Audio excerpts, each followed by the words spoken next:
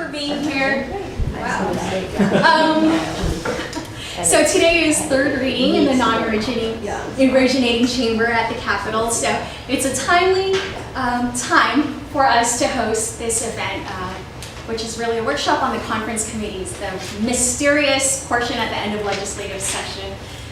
For those who I have not met yet, hi, my name is Carmel. I'm the ED of Common Cause Hawaii, and we have been focused for the past 40 years on process-related democracy issues, so protecting Hawaii's political process, working on voter election modernization, reducing money in politics, and increasing the level of transparency and access at the legislature. And we're very happy to be partners with Public Access Room. They are the only office of its kind in the nation. I'll let Virginia, who's our guest speaker, talk a little bit more about the Public Access Room, and I hope you can have a chance to visit them at least sometime during the later session, if not during interim. Hi, I'm Virginia back over at the Public Access Room. How many of you know about the Public Access Room or have been over there? Yay! Well, usually we're a very well-kept secret. We've been around for almost 25 years. We're a full-service office at the state capitol for you to come, room 401, and you can use the resources available to the computers to look things up, to write letters to your legislators. You can ask staff questions about the process. We do workshops about the process. You can come and plug in your laptop and work on the Wi-Fi. So we're really your office at the Capitol, room 401. And I did bring brochures, so I'll make sure to give those to you. But today, I've been asked to focus on the conference committee process and how they work, when they meet, and how do I find them. And so feel free to ask questions as we go. And I know we're being recorded, and you can just tell me if I'm walking out of frame. I'm going to have to push buttons and walk back and forth a little bit, so bear with me. So conference committees. As Carmel mentioned, we're now at the third reading for the non-originating chambers. So I just want to remind us of what a bill has to go through to become a law. It's got to go through all the committees that it's referred to in the order that they're referred on both the House and Senate side. And that's the time when the public comes and, those are the hearings where they hear from the public about what you think is good or bad about the legislation being considered. Then they have the readings, 3 votes in the House and Senate chambers, concurrent with the committee hearings. And then the conference process is really when we get to this stage, where we've got to make sure that the House and Senate agree on the exact wording of the bill that's going to go off to the governor. And then, of course, the governor gets to sign the bill into law, allow it to become law without signature, or if the governor vetoes it, there's a provision where the House and Senate can override it. So when the House and the Senate have passed different versions of the bill,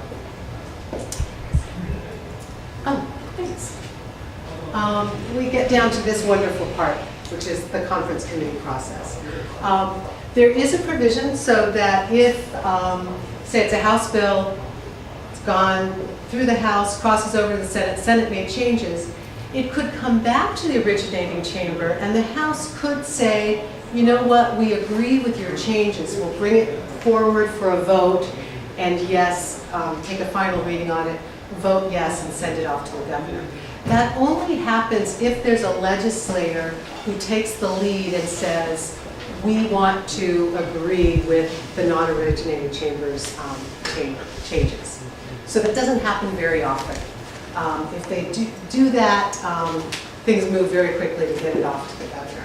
So usually what will happen is they'll say, we disagree with your changes, and off it goes to conference committee.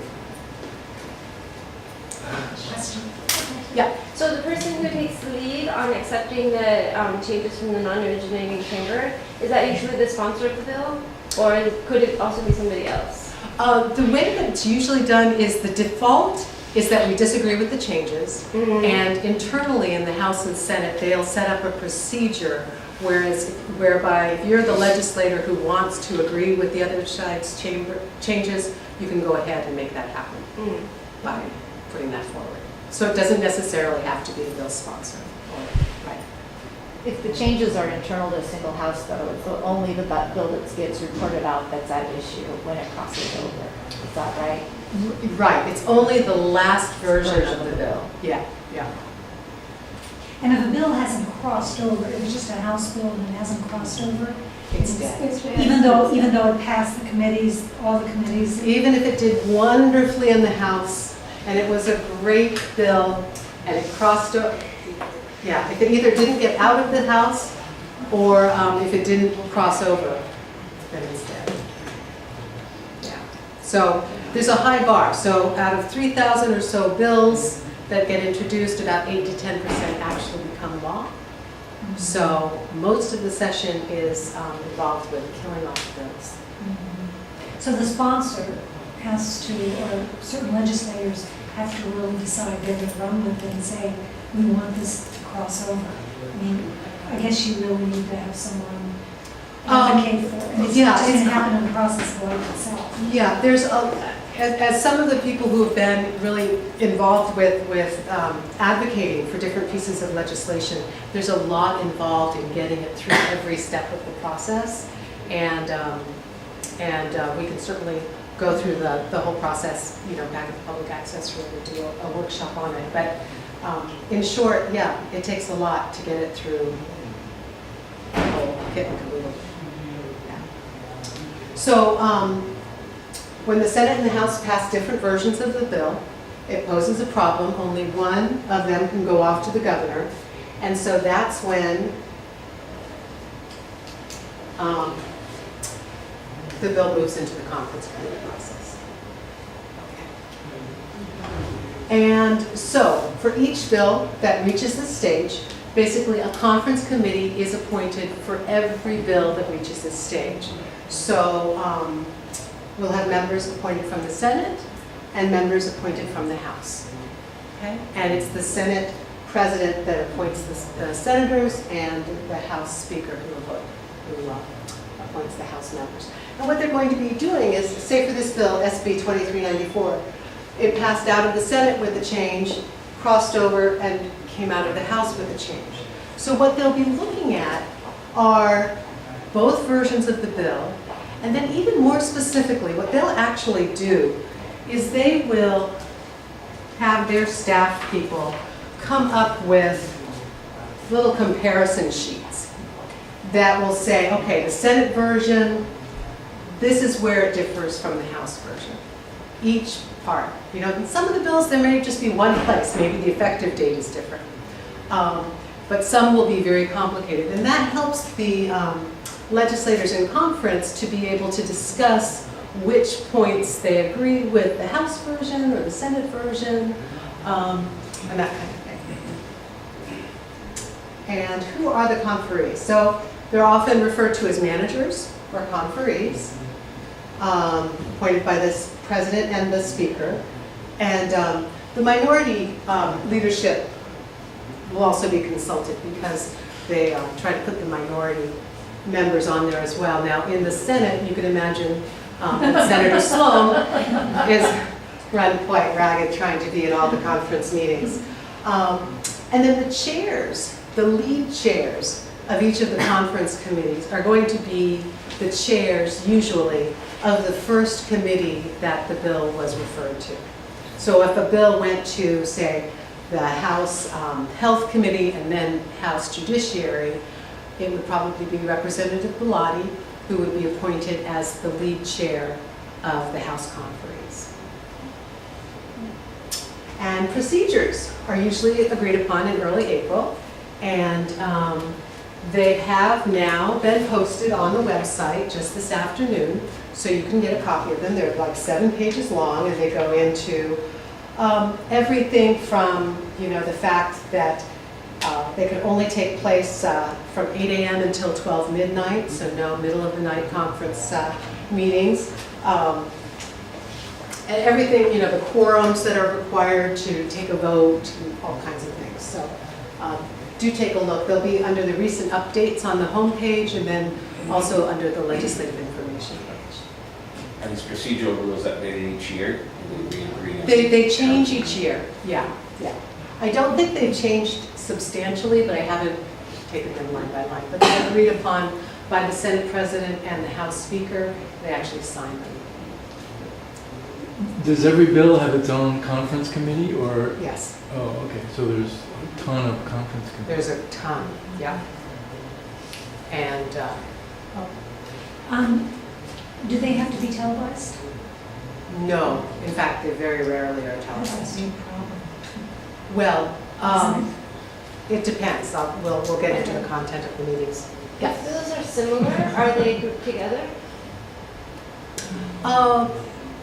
If bills are similar, they're going to tend to have pretty much the same conferees, so they may, here's where I think some of the staffers must just be logistical geniuses as far as making sure that all of these meetings happen and that the legislators get to where they need to go. So they may clump, some of the meetings together.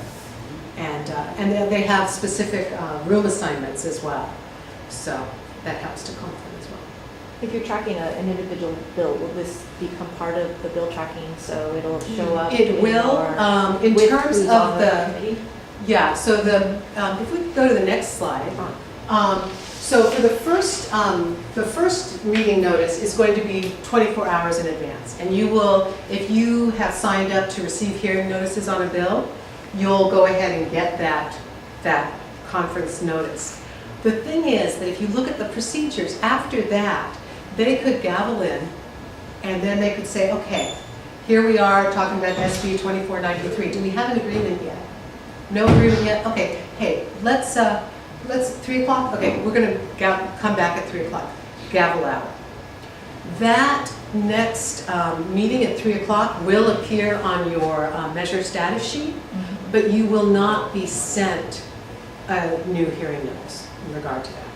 There are procedures so that if they said, okay, we're gaveling back in at 3 o'clock, 15 minutes after 3, the chairs aren't there, they page them, half an hour late, I think that's the provision, half an hour late, then forget it, they're going to have to reissue a meeting notice. So that's why it's really important for legislators to get to where they need to be.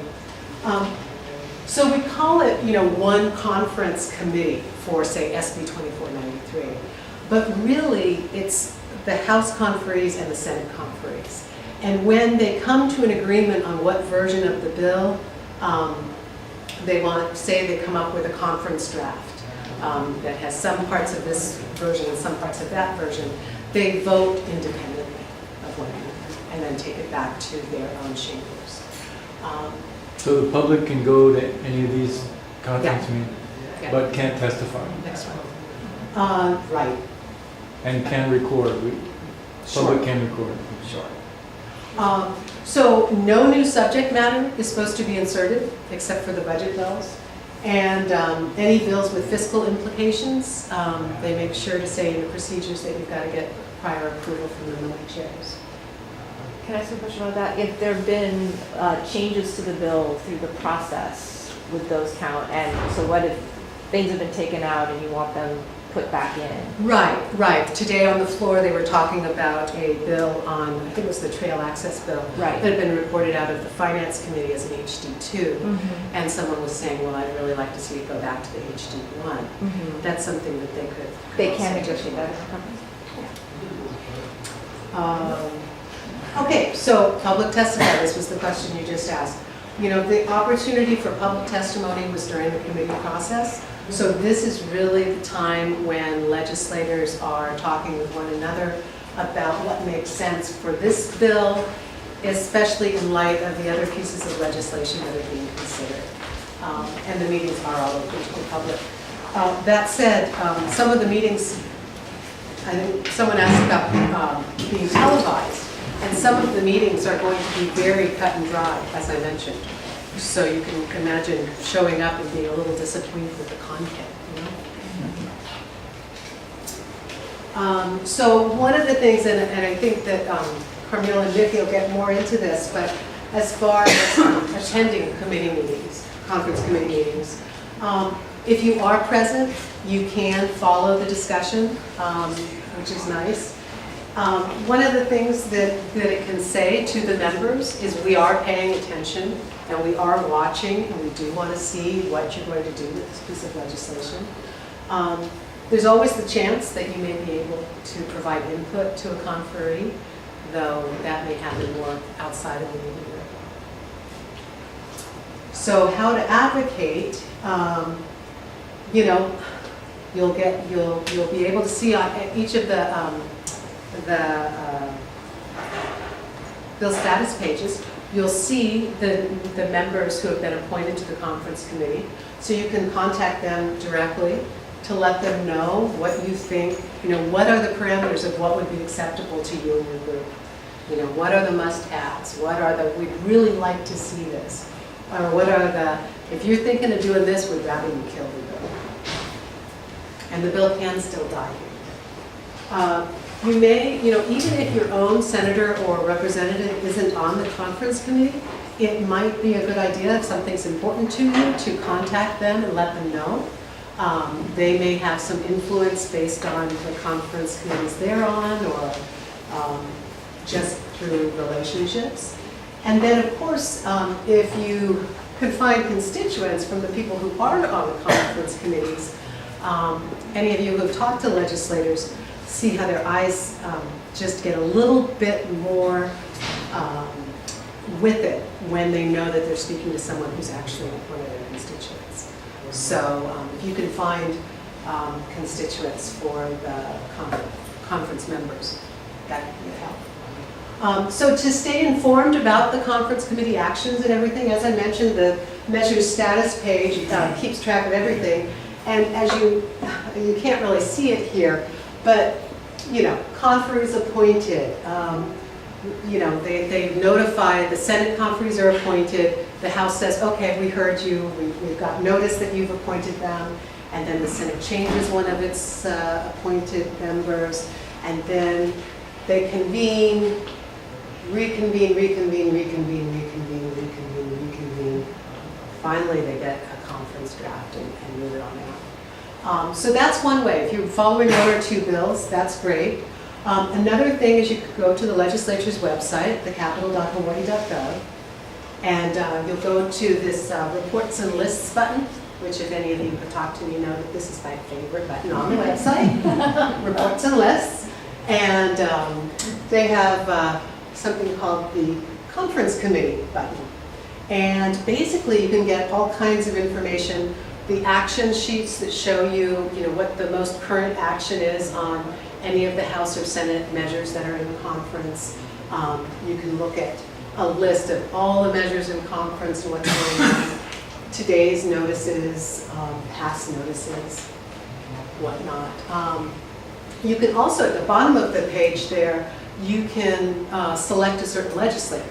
So if you're trying to figure out where is Senator Kidani, you can select Senator Kidani and find all of the conference meetings she's supposed to be at.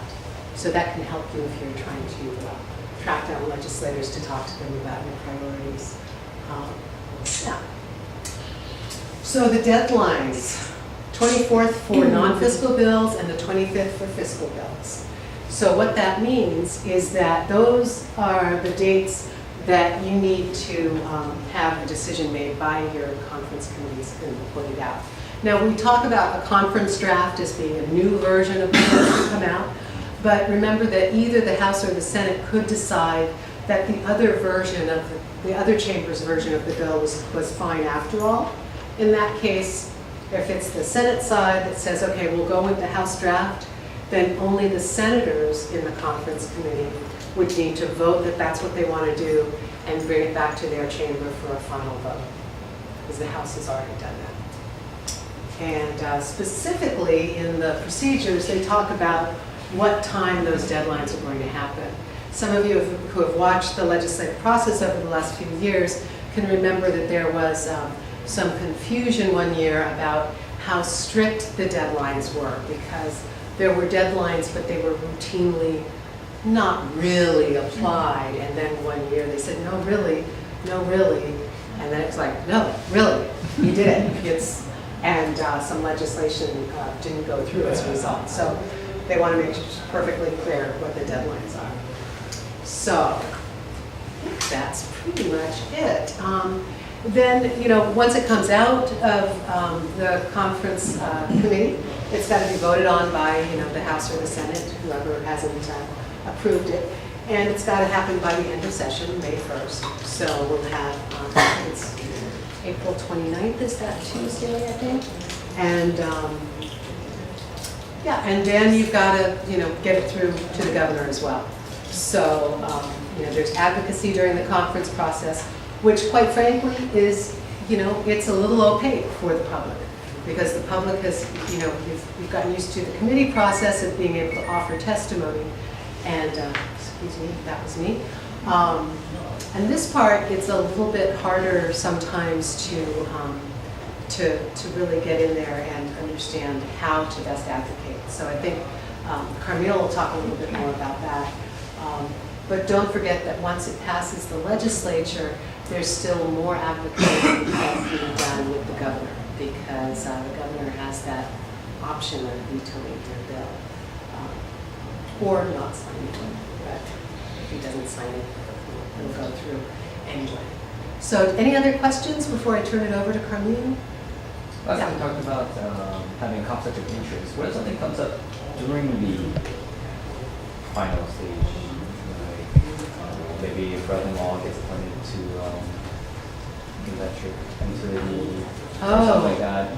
So it affects the quorum, or did they reappoint, or I'm sure not everyone admits Well, it. the conflict of interest kind of thing, I was talking with someone about it, if you could just take one and pass it down, that'd be great. I think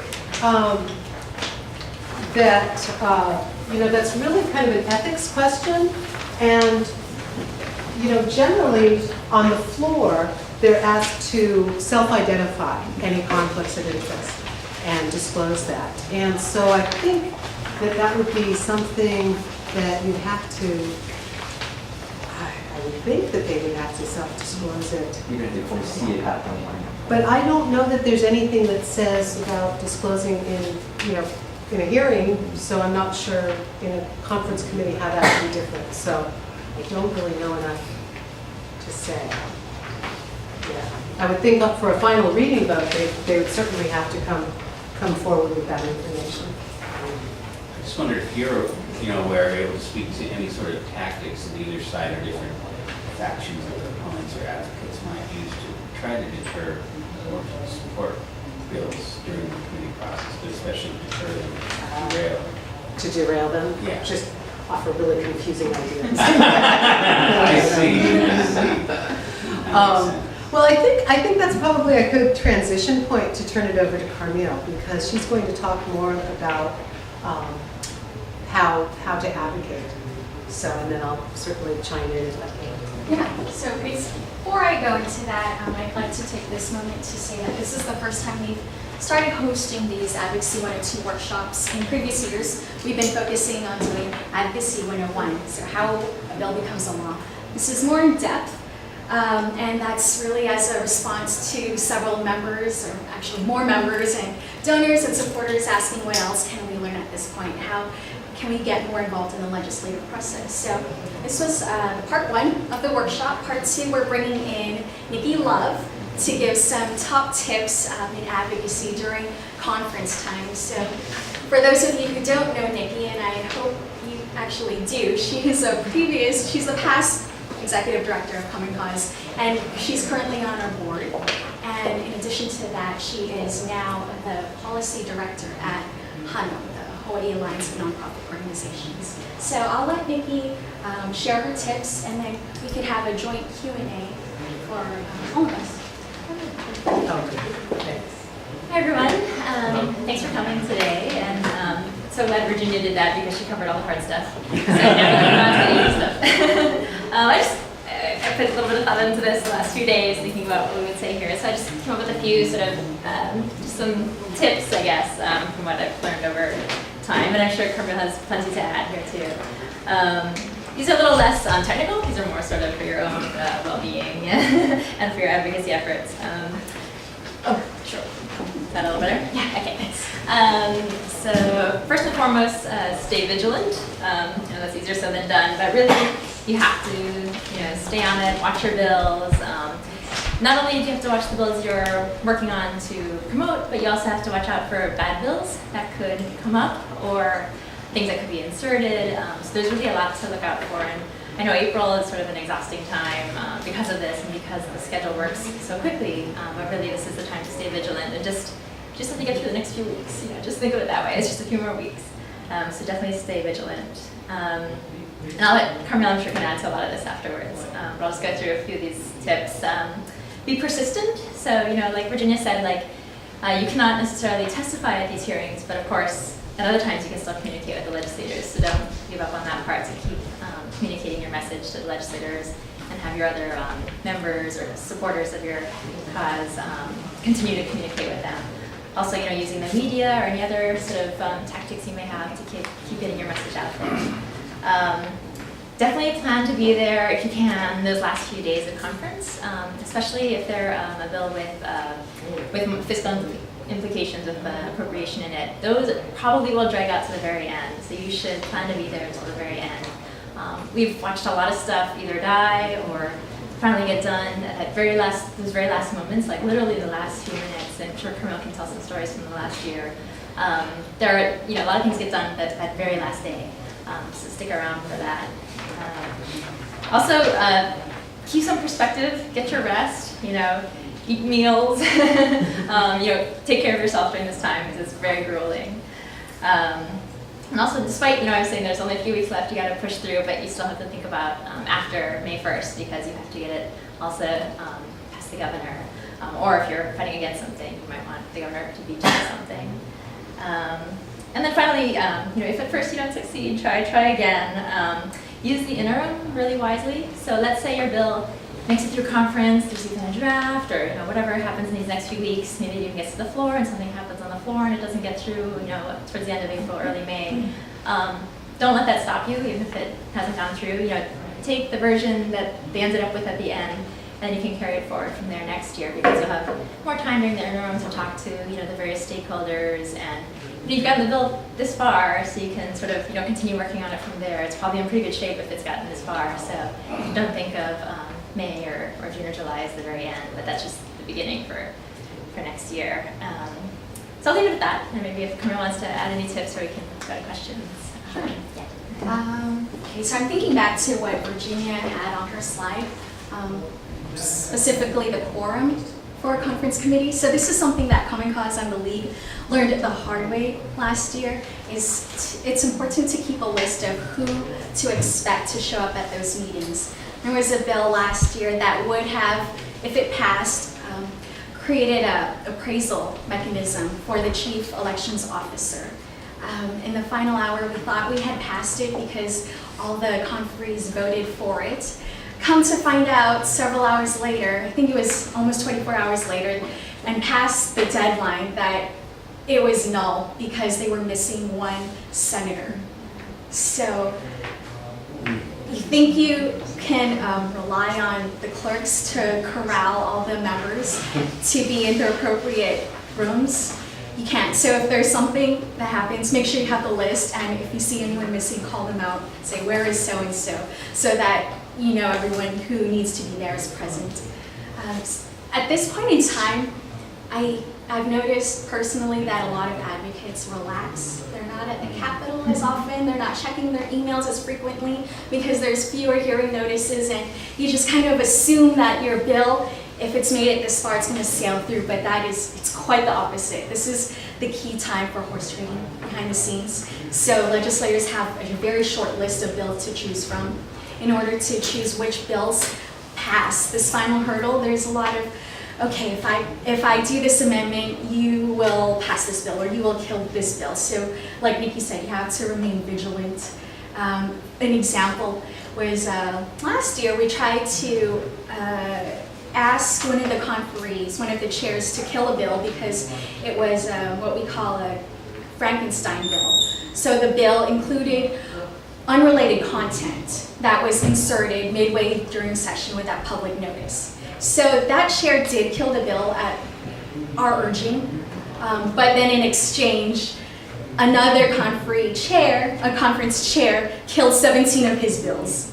So just to illustrate how much horse trading goes on, how much we need to continue to be on top of the legislators, it's very crucial.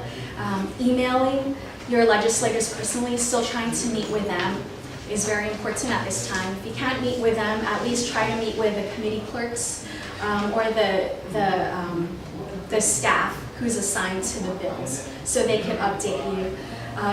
Over the years, it's, we have built a good relationship with some of the staffers, so we can call them up and say, hey, I've noticed that this bill has been rescheduled, but I don't know when. They can let you know before it's even posted online, depending on how busy they are in your relationship. But it's good to maintain the relationship, again, with the legislators and the staff.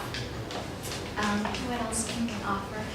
And at this point too, it doesn't hurt to supplement your petitions, your last minute petitions, which ask other advocates to call their legislator, ask for support, or the Senate President or the House Speaker, whichever your angle is. It doesn't hurt to supplement that with a blanket email to all senators and all representatives, at least in our experience. So those are still active. To email everyone in the House side, for example, you don't need to CC all the members individually. You can just type in reps@capitol.hawaii.gov. And similarly for the Senate side, sends, S-E-N-S, at capitol.hawaii.gov. So we tend to reserve these for emails we want all legislators to see. So for example, if in midway during session our bill crossed over, we send a thank you note. So we're not always just calling them out and demanding things. We show appreciation when it's due. But then we also reserve that for times to say this is why we support this bill and these are the reasons why we'd like to see it passed. So less of the demanding tone and more of the coherent civil tone, because at that point they are getting bombarded with different demands. Emails with that similar tone tend to get lost. So if it seems like a civil email, you're likely going to get more attention to it, and staff is likely going to flag that for a personal response. And that's really the tips that have gotten us through this portion. Questions? I want to thank Virginia from the Public Access Room for being here.